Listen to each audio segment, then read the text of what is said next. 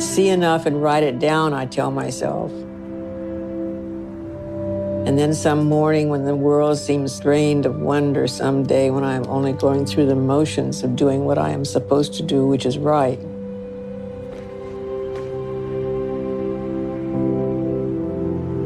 On that bankrupt morning, I will simply open my notebook and there it will all be, a forgotten account with accumulated interest.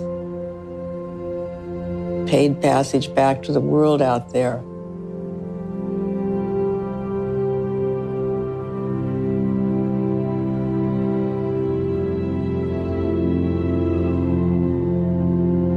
It all comes back.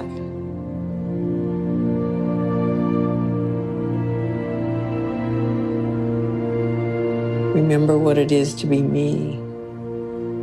That is always the point. Charles Darwin, Marie Curie, Marcus Aurelius, Frida Kahlo, Friedrich Nietzsche, Virginia Woolf, Nikola Tesla, Albert Einstein, Susan Sontag, Sylvia Plath, painters, scientists, philosophers, composers, emperors, poets, different centuries, different disciplines, different languages, different continents, different everything. So what did they all have in common? They all wrote. So the question worth asking is, why? What is it about the act of writing that seemed to matter so much to so many of the most generative minds in history? I don't think the answer is productivity. It's not about capturing information before you forget it, though that's part of it. I think it's something older than that. Somewhere in her notebook, Joan Didion once wrote that she writes to find out what she's thinking, not to record thoughts, but to discover them. Maybe writing isn't a way to store thoughts, maybe it's a way to generate them. Try this. Open a blank page and write the first thought in your head, anything. Now, keep writing for a minute.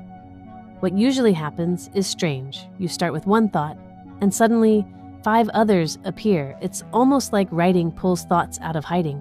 And what I actually want to say to you is this. Whatever you're going through, write it down. Not for anyone else, just what's happening, what you're feeling, what's sitting heavy, what you can't stop thinking about, what you're scared of, what you want and won't say out loud. Write it, because this is what happens when you do. The thing that felt like a fog starts to take shape. The thought that was spinning in your head looks different on a page. It gets smaller somehow, or clearer. There's a reason Frida Kahlo painted and wrote through chronic pain. A reason Sylvia Plath called her journal the one place she could be completely honest. And you don't have to be a genius or a philosopher or a poet for that to work for you. You just have to start somewhere. None of it has to be good. It just has to be honest. Because writing does something nothing else quite does. It takes what's inside and puts it outside where you can finally look at it. That's the art of it. See you in the next one.